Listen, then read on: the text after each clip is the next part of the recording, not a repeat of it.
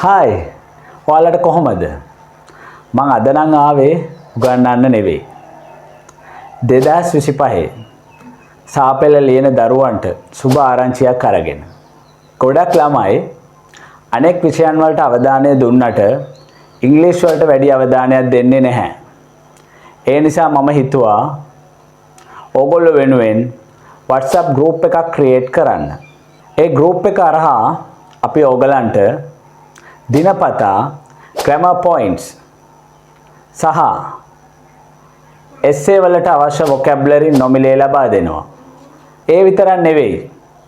අපි ඉදිරියේදී past papers සාකච්ඡා කරන්න බලාපොරොත්තු වෙනවා. ඔයාලා කැමති නම් පහත link එක click කරලා අපේ WhatsApp group එකට join වෙන්න. ඔයාලගේ යාළුවන්වත් මේ group එකට join කරන්න. එහෙමනම් අපි WhatsApp group එකෙන් හමු වෙමු. Thank you.